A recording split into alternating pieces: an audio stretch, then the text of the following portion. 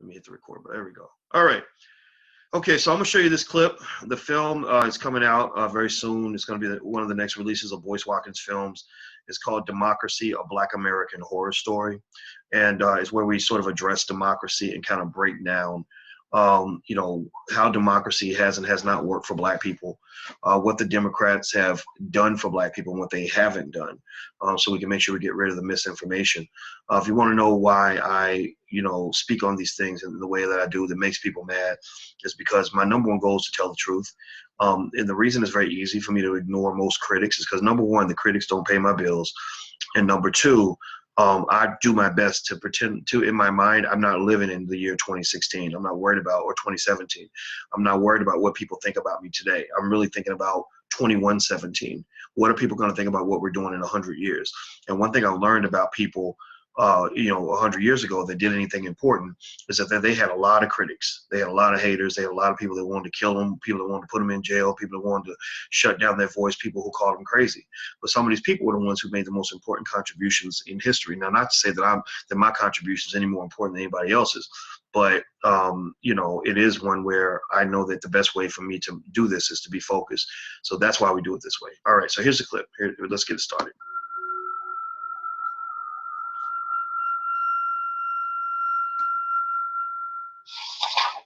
Black capitalism can't create Black wealth because there's not enough Black wealth in the Black community.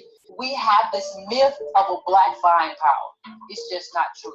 The only reason we think that Black wealth even exists in the Black community is because we have a few Black people in positions of power that have money, or at least present like they have money. What we learned recently with the bankruptcy of 50 Cent is that he didn't have the money that we thought he had. We see over and over again Black people who are flossing, pretending that they have money when they really don't have any money. So what they do, they say, hey, if you give me money, I will sell your product. I will sell whatever you have me to sell to Black people. So these people are pretending because their whole job is to sell you on the idea that America works for you, but it doesn't. It hasn't worked for us in a very long time. Even when you look at Black Wall Street, what happened to Black Wall Street is that people from outside of Black Wall Street came into that community and burned it down. But you say, okay, well, these were white people who burned down Black Wall Street. How awful. But the truth of the matter is these people didn't even have the wherewithal to protect themselves from white mobs. So if you can't protect yourself, how are you independent?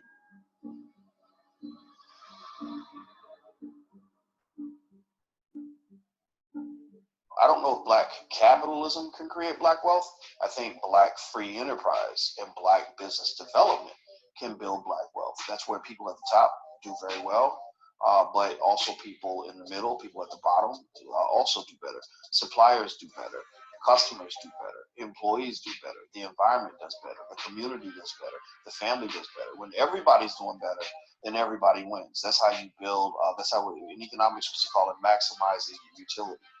Maximizing utility means you're maximizing the happiness of everybody who's in the system, not just a certain few people at the top. You know, so unfortunately, with the way capitalism is taught in mainstream America, it only is sort of there for the people at the top. The whole concept is built around the fact that the first thing we used to teach students when I taught finance and capitalism was that the job of the corporate manager was to maximize shareholder wealth. That means that the only thing they're thinking about is how they can make the people at the top richer. Even in America, the average wage, average income for the year is $35K. Black people are below that. We don't have money not because we're wearing Jordans in the street and we just want to show ourselves off, or we don't have willpower to stop buying. We don't have money because we're descendants of slaves. You look back at the richest white people in this country right now, and you look back at the richest white people in this country way back during slavery, you'll see that some of those families still exist. Some of those families are still in the system. What that means is that the wealth from slavery, the money from slavery is still in the system, it's still in our economy. And it means the poverty from slavery is still in our economy as well. That means Black people are still on the bottom, and white people are still on the top, and everybody else is somewhere in between. And before you tell me, you know how a lot of people say, well, that, you know, a lot of people do for self. Why can't we just do for self? The truth is, even white people couldn't do for self. When you look at immigrants that came in from other countries, what you find is that they were catapulted to the middle class by policies. They didn't work their way up. They didn't pull themselves up by the bootstraps. So for you to say, well, black people need to do for self and pull themselves up, what you're telling me is that black people who are descendants of slaves need to do more than white people in this country who never lived through that predicament. That makes absolutely no sense. If we as a people come together and do a few basic things, we can actually build tremendous wealth in our community. So for example, number one, if we simply circulated our dollars, if we simply spent 20% of our money with our own community, found a way to produce enough products, see the black business owners have to step in too, but consumers have to help with this as well. If we spent 20% of our money in our own community, our wealth levels would instantly quadruple. Why is that? Well, because when you spend the dollar doesn't just go away. The dollar gets handed to another person. That person uses the dollar, and then the person after them uses the dollar. So if I circulate my money and 4 black people get to use the same dollar, that $1 has become $4. But if we all go run to the white man and go spend money at Walmart, Kmart, Target, wherever he's at, then that dollar ain't coming back. So $1 is only worth $1. So literally, you get almost like financial magic that happens when you circulate your money. It's almost like circulating air with an air conditioner. When you have air coming in and you shut the window, the same amount of air can keep the room cool for a very long time. But if you leave the window open, it's 100 degrees outside, you're going to need a lot more energy to keep the room cool. So I think that by simply circulating our money in our community, we can overnight quadruple black wealth and black spending power. Also by teaching our children the fundamentals of how economic systems work at a very early age, teaching them entrepreneurship, black wealth creation, cooperative economics, things like that, really making them into economic soldiers where they understand very basic things like the fact that you don't have to have a boss. You don't have to go work for a white man in order to make a living. You can build something of your own. You can go make your own money. If a child is raised with those ideas and you raise, say, 100,000 African-American children with that mindset, then what's going to happen is that first 100,000 will employ the next 100 million, the next 50 million. And so, at the end of the day, there are ways that we can build okay, wealth in guys, our community. I am going to pause this. Okay, good. All right, so so that's from the upcoming film. It's not released yet, so if you want to go to somewhere to watch it, I appreciate the support. I really do. The film's not ready yet, but and I really went against the wishes of the editor by even showing you guys this. But I want you guys to kind of get almost like a little bit of a sneak peek in terms of what we're kind of working on with Boyce Watkins Films, and the goal is to to really help in the effort by black people to kind of take over our side of the entertainment industry. We're often exploited in the entertainment industry, and I personally believe that if we make the right decisions now and position ourselves in the right way, we can create something that's ours, that's powerful, that allows us to keep our money in our community, etc. So let's see here. Okay, so AC O'Donnell says, I'm gonna definitely buy the film like I purchased the flashcards. Thank you very much. We really appreciate your support. The support of the black consumer is really critical for black businesses like us, because white people don't support black businesses like ours. The only time they'll give you money a lot of times is if they want to control you, and I can't be controlled, so I can't. As a company, I can't leave my organization and take money from just anybody. So your support really means a whole lot. And we don't ask you to support us as much as you support the white man. You don't have to do that, but just take whatever you spend with white folks and give us like maybe 5-10% of it. And unlike everybody else, we're going to put that money right back into the community, and we will show you where we're putting that money right back in, what we're building, what we're creating. We have really big plans. We have plans that are bigger than our budget. But the thing about it is, it doesn't cost anything to imagine a vision, right? To draw up a blueprint. So I have blueprints of $1 billion plans that I'm going to put into motion once we get $1 billion. And if I can't do it in my lifetime, I'm gonna train young people behind me to implement those plans once I'm gone, right? And so but it doesn't just start in with me. It's about all of us. Let's see, somebody's asking about the discount codes for the flashcards, stuff like that. If you want to check out our financial flashcards for children, you can go to financialflashcards.com. That's financialflashcards.com. If you use the discount word POWER, you can get 25% off. So go to financialflashcards.com, use the discount code POWER. The film is called Democracy, a Black American Horror Story.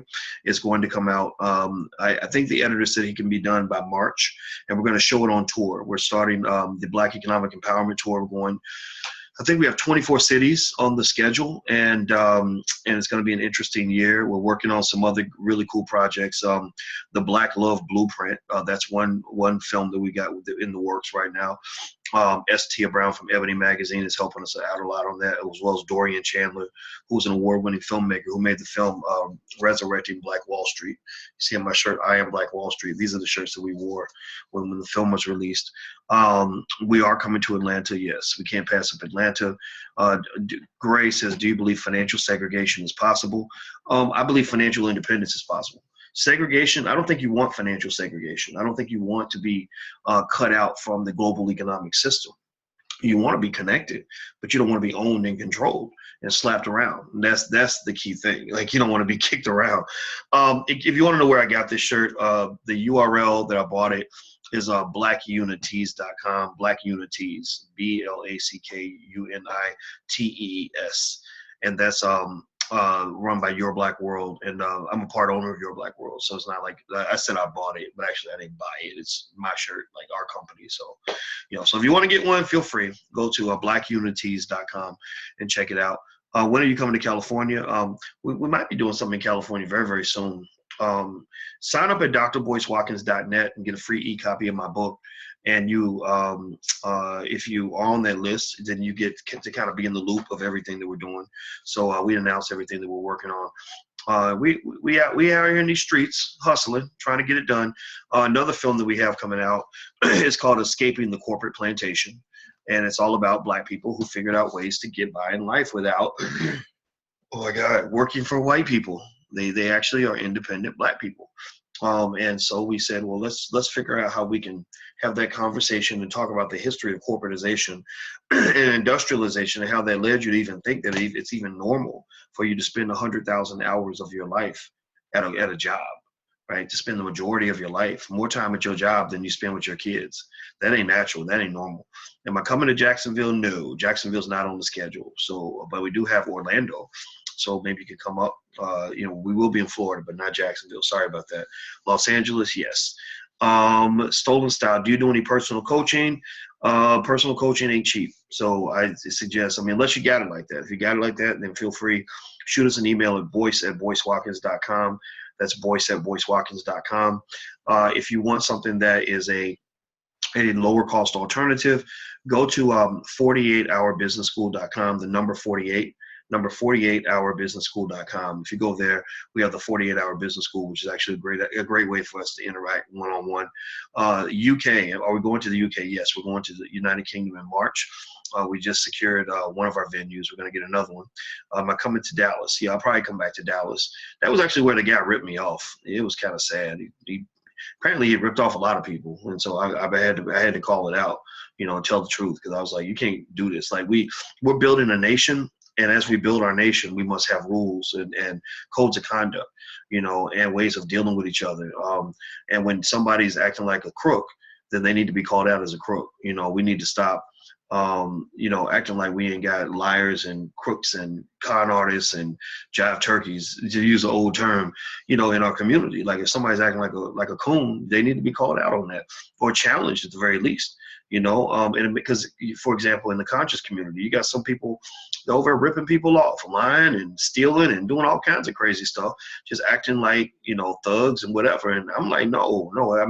People don't like it when I say stuff about it, but I'm like, no, I'm gonna tell the truth about that, because that's not how we're supposed to behave. That's not how we're built. That's not who we are.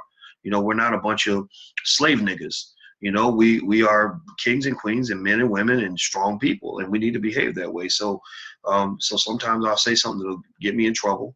And usually my advice from my manager is, she wants me to not be controversial. Like, she's like, Boyce, well, if you're not controversial, it'll really help your business. I'm like, yeah, but sometimes you got to be controversial. Sometimes as a Black person, you got to draw a line in the sand. Sometimes you got to have a conversation that's going to make people uncomfortable, and whether it's white people or other Black people. So I'm okay with the uncomfortable conversations. I'm ready to walk into the fire and make it is what it is. And so anyway, last thing I'm gonna say on this about this film is that, you know, the point I wanted to definitely make when I showed you the clip is that a lot of people make the huge mistake of assuming that Black people can't build wealth because we have no wealth. That the reason we can't have any money is because we ain't got no money, right? And that's the debate I have with Yvette Carnell, a very good friend of mine at Breaking Brown, who isn't a financial expert, by the way. So maybe I can help her see it a little bit different. Is I tell her, like, we can't assume that you can't build wealth because you don't have wealth, because wealth has to be created somewhere. That's like saying that I can't, somebody says, well, why can't you eat? Do you have any food? And you say, no. They say, well, why can you eat next week? And they say, no. They say, why can't you eat next week? Well, because I don't have any food today. Well, that's silly, right? You know, the fact that you have no food today has nothing to do with how much food you have next week, next month, next year, right? If you want to have food next year, you plant seeds, right? But so imagine if somebody said to you, they said, well, I won't have any food next year because I don't have any food today, but all I got is these damn seeds. All I got is these seeds, and these seeds ain't worth nothing because I can't eat them. You know, so I'm starving and I'm always going to be hungry. But that's dumb. That's crazy, right? No, you tell them plant the damn seeds, and then in a year you'll be eating better than everybody. So Black people don't have. Do we have wealth? No, but we have seeds. We got a lot of seeds. We got a lot of things. If we plant that money now, it will grow into more money later on. These people that are in the stock market right now that took advantage of the 20,000 when the Dow just hit the 20,000 mark, the people that have built this wealth, some of them are regular working class people, middle class people who are now millionaires, who didn't start off as millionaires, but had seeds and they planted seeds. So they've been invested since 1985, and they can tell you, oh yeah, I started off with 10,000 and now it's worth 100,000, right? So the point of the matter is that you got to stop believing that you can't have wealth because you don't have wealth. That's like those people who say, I'm bad at math. And so because they're bad at math, they just keep repeating, I'm bad at math, I suck at math. And for the next 20 years, all they do is they say, I'm bad at math. They say, well, can you do math? They'll say, no, I can't do math. Why can't you do math? Because I'm just bad at it. Well, what if that person had been practicing math every day since the first time they realized that they weren't good at it? What if they had been doing math equations every single day and practicing math? Would they remain bad at math? No. You're not a stationary being. You are a growing and evolving human being. We are a growing and evolving community. So where we are right now has nothing to do with where we can be in the future unless we decide to stay in the same place. So if you decide to stay in the same place tonight, then yeah, you're right. What you are now is all you're going to be. Like they say, you ain't shit now, you ain't going to be shit later, right? So if that's your mindset, then that's fine. Have a static mindset. But if you have a growth and development mindset, then you realize a very basic idea of the universe. Where you are today it opens a door and a window to you being where you want to be tomorrow. It's all about making a plan. It's all about making some sacrifices, making some investments, getting some knowledge, having some consistent strategies that will put your life where you want it to be.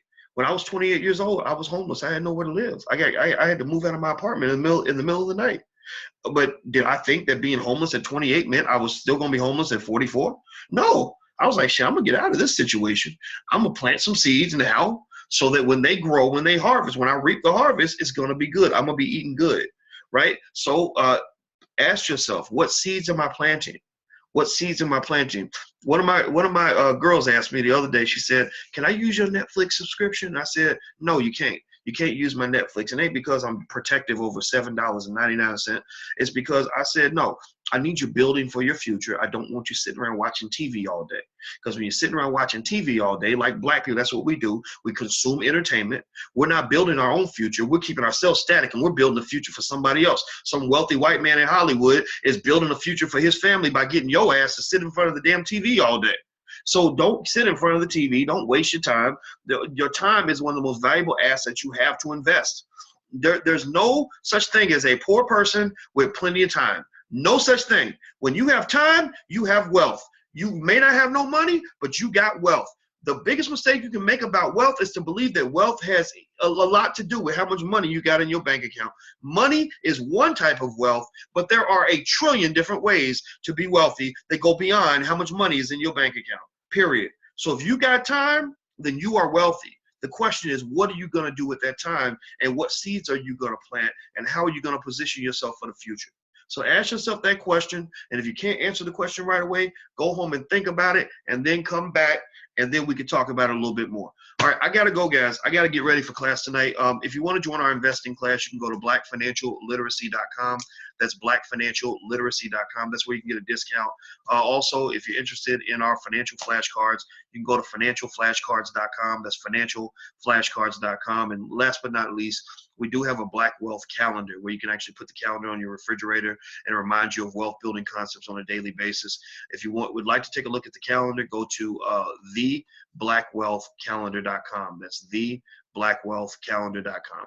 All right, guys, I'm out of here. I got to roll. Have a good night, and I love you, and I'll talk to you soon. Take care. Peace.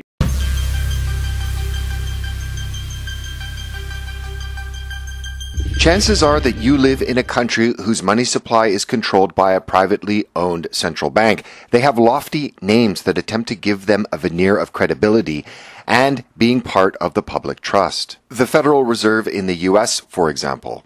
And other than being able to appoint a minority of members to the Board of Governors in some instances, central banks are mostly independent from national governments. These private institutions create the money supply out of nothing, and the money they create is backed by nothing. The Federal Reserve came into existence a little over 100 years ago and was formed by and in the interests of the private banks. And in this time, the dollar has devalued by 96% and national debt has grown 5,000 times larger.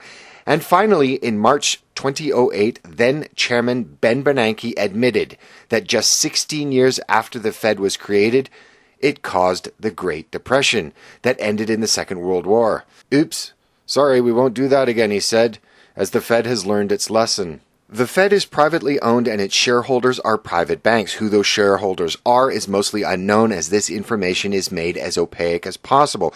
However, most investigations by independent researchers all point to the Rothschilds banking dynasty as being the key prime mover. One of the first things the United States has done when it invaded countries in the name of freedom in this century was to enslave the populations with debt via central banks owned by global banking cartels that are integrated into the global financial system. In 2001, the U.S. invaded Afghanistan, and by 2003, Da Afghan Bank was established by presidential decree, that president being Hamid Karzai, the man with ties to Unocal, and was installed by the U.S. a couple of months after the invasion. Just a few months after the invasion of Iraq, the U.S. did not even wait for the cover of a puppet government and created the Central Bank of Iraq to, in their words, bring Iraq's legal framework for banking in line with international standards. Or in layman's terms, the U.S. as an occupying power foisted upon the people of Iraq a privately controlled central bank, which then began to issue debt. And just an aside, I have done a video previously on why Libya under Muammar Gaddafi was destroyed as he attempted to implement a gold-backed currency that would be outside the central bank system and would have challenged the petrodollar. Depending on your sources, the countries outside the Rothschild central banking system are very small indeed and make up a very interesting group. The two remaining members of the axis of evil, North Korea and Iran, as well as the country with the longest sustained economic sanctions that the U.S. has applied to anywhere in the world, Cuba, and the broken and devastated nation of Syria, where the U.S. has backed rebel groups that seek to overthrow the regime, despite the horrific crimes against the Syrian people they have committed. It's absolutely clear that many of the central banks of the world are controlled by private banking cartels. However, there is no institutional will, despite the obvious problems that exist with a private institution having the power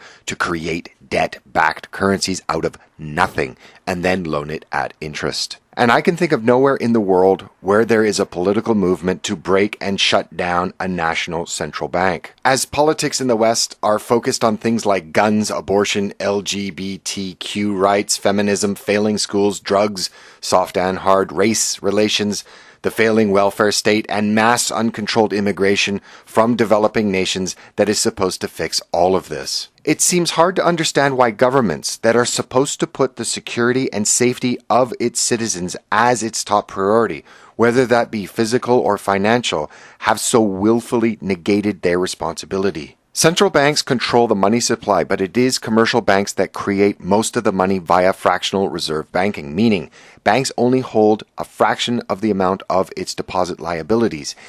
It creates money by loaning out money they do not have at interest, and thereby creating debt. Voila. Our currencies are created in debt, and our debt, whether personal or public, is created out of nothing. So why do governments throughout the Western world speak of the dire horrors that await a country that does not expand its population? With falling population, banks have fewer people to issue debt to, and even more difficult for banks is that most throughout the Western world are maxed out on their ability to carry more debt. Canada holds more personal debt than the citizens of any other G7 country, and its cities have some of the most overvalued real estate on the planet. The same is for Australians, who, not part of the G7, are in fact the most indebted people in the world. Canadians in Canada and Australians in Australia are milked populations. You would have more luck drawing water from a stone than finding populations that are so thoroughly owned via debt service slavery. Ever wonder why Canada and Australia are so eager to allow hundreds of thousands of new debt slaves to enter their countries every year, despite high unemployment, deteriorating services, and the destruction of social cohesion? None of this matters, as Canada and Australia, like the rest of the West, keep pumping new cogs into the debt machine. Mass immigration of people from the developing world who lack language skills as well as formal education also keeps the labor market artificially high and depresses wages. The gutting of the middle class everywhere and the creation of McJobs forces people into endless years of seeking credentialism in the hope of getting a better job, thus more student loans and more debt. More people struggling means more people on government assistance, which means more people will vote to expand welfare benefits, thus more national debt. Without an expanding population, banks lose, as they have less ability to issue debt that is created out of nothing via fractional reserve banking. The more immigration that is foisted on a country from the developing world,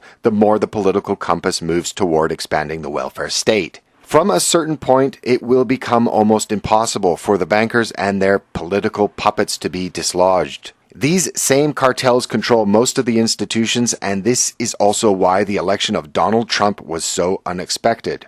However, with the continued demographic and thus political shift in the US as well as the rest of the Western world, democratic nations with populations that are impoverished through this system will move to ever less free and more overtly controlled societies, and this will end the ability to effect change peacefully. And should there be any violence or the fashionably new blasphemous crime in the West, intergroup feelings of hate or resentment in the pressure cooker that has been created, then it provides even more license for overt totalitarian measures and the shift to an open police state. And the destruction of your society is all the result of a small group of people, their greed, and lust for power. Banking reform and the elimination of debt-backed currencies is probably one of the most important issues in the world today, and it is never spoken about because those that rule you also fool you with their bought and paid for controlled media and political class. And also, I will be making, if this video proves successful, a video delineating